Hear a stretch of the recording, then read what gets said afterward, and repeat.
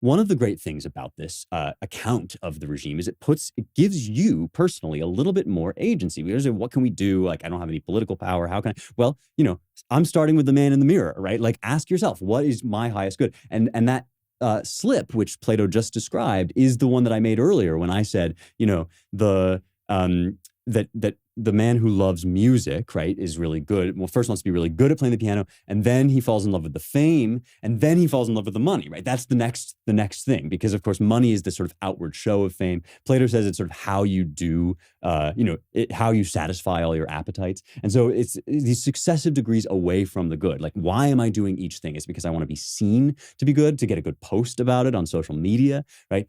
Do I want to virtue signal about this? And what does my action in private do, right? When your actions when nobody is around, this is an old piece of wisdom, right? Your actions when nobody's around tell you more about yourself than your actions when you're in public.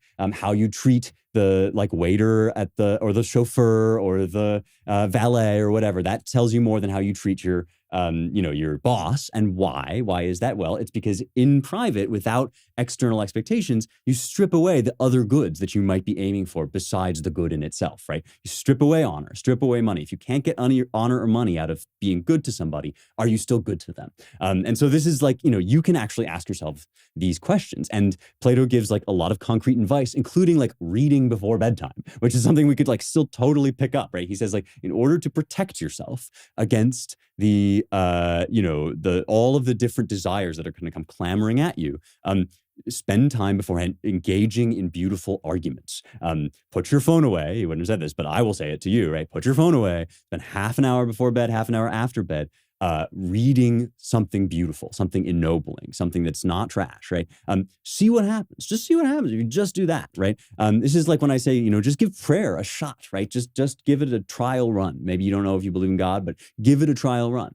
See what happens. And this is because, right, what you are actually doing, people think it's magic, people think it's some sort of mumbo jumbo, but what you're actually doing is you're furnishing your mind with protections against all the other things that are going to pull the different parts of your soul in different directions.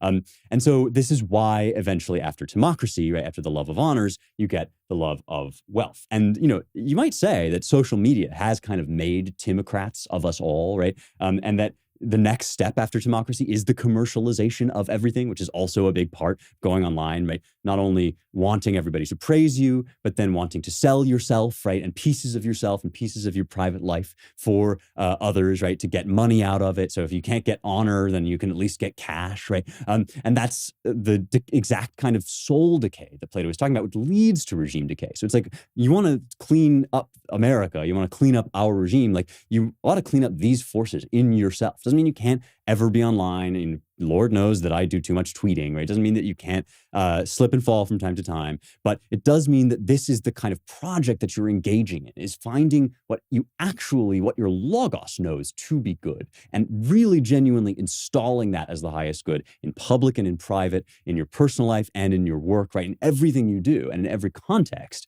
right? Having that correct arrangement.